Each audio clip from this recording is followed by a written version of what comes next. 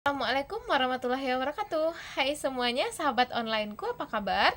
Teman-teman, selamat menjalankan ibadah puasa untuk yang menjalankannya. Nah, ini adalah minggu pertama dari puasa Ramadan tahun 2024. Gimana kalian menjalankan ibadahnya lancar? Mudah-mudahan teman-teman bisa menjalankan ibadah dengan lancar ya.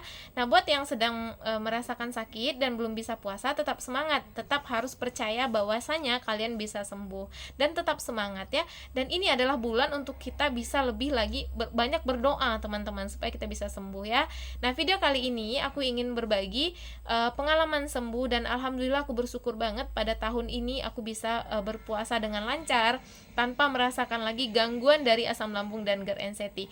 Jadi di sini aku ingin memotivasi teman-teman yang sedang sakit untuk bisa sembuh dan yakin bahwasanya asam lambung dan GERD ini bisa sembuh. Nah, langsung aja teman-teman. Jadi kebanyakan orang itu berpikir bahwa asam lambung dan GERD ini hanya berasal dari makanan. Biasanya orang-orang akan memicu untuk mempertanyakan telat makan, mungkin makan asam atau makan pedas ya ketika kita sedang merasakan sakit asam lambung. Nah, salah satu penyebab lainnya teman-teman yang juga aku bisa bilang ini tuh penyebab utama sakitnya asam lambung dan GERD ini adalah daya pikir. Jadi stres berlebihan, mental healthy adalah salah satu bagian utama atau pemicu utama terjadinya serangan asam lambung dan GERD.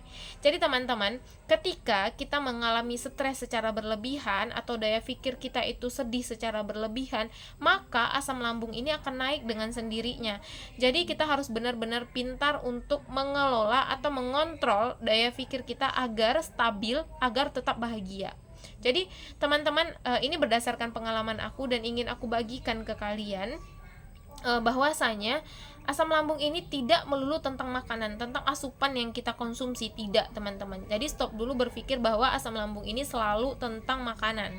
Jadi kalian harus tahu bahwa pikiran kalian, apapun yang kalian asumsikan di pikiran, di imajinasi kalian akan memicu terjadinya asam lambung dan GERD. Ini aku rasakan sendiri dan ini aku bagikan atas pengalaman pribadi aku, dan aku sudah merasakannya, makanya aku berani bercerita, aku berani memotivasi teman-teman untuk segera sembuh dari yang namanya asam lambung dan GERD. Jadi kalau menurut aku asam lambung ini sendiri itu terjadi karena gaya hidup kita, gaya pikiran kita yang terlalu buruk teman-teman. Yang mungkin dulu kita nggak bisa menghargai waktu. Maksudnya di sini menghargai waktu gini ya. Misalnya nih, ketika jam makan itu ada, kita nggak makan. Ketika jam makan itu harusnya kita makan, kita nggak makan. Ketika jam tidur itu harusnya kita tidur, kita nggak tidur.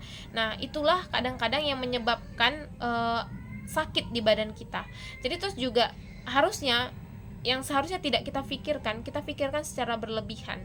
Jadi itu juga termasuk salah satu yang memicu asam lambung ini naik. Jadi kita nggak bisa mengontrol emosi kita nggak bisa mengontrol pikiran kita dari hal-hal negatif gitu. Kita nggak bisa mengontrol emosi kita dari kesedihan yang berlebihan gitu. Jadi kita ini menimbulkan yang namanya imajinasi dalam diri kita. Jadi ketika imajinasi ini muncul, maka timbullah efek ke lambung gitu, karena mereka memang sinkronisasi teman-teman. Jadi usahakan untuk selalu bisa berpikir positif, untuk selalu bisa mengendalikan pikiran agar kita selalu bahagia. Memang teman-teman, namanya kita hidup sebagai manusia tidak terlepas dari yang namanya masalah. Nah, di sini kita harus hubungkan ke dalam agamis kita, teman-teman, iman kita. Nah, ketika kita punya masalah, kita harus menyadarkan diri kita, menyadarkan pikiran dan logika kita bahwasanya masalah ini muncul dari Sang Pencipta dan memberikannya kepada kita karena kita mampu. Jadi tidak usah berlarut-larut dalam masalahnya, teman-teman. Kita hindari untuk berlarut-larut dalam kesedihan. Usahakan untuk bisa menstabilkan pikiran, bahwa menyadarkan diri kita bahwa masalah ini akan hilang dengan sendirinya dan akan hilang seperti air yang mengalir. Kita jalani saja, kita kuatkan iman kita lagi. Ini berhubungan dengan iman juga teman-teman, ini bukan medis lagi ya. Ini bisa mediasi ke Sang Pencipta kita atau Allah kita gitu ya. Jadi kita ini bisa balik lagi ke diri kita masing-masing.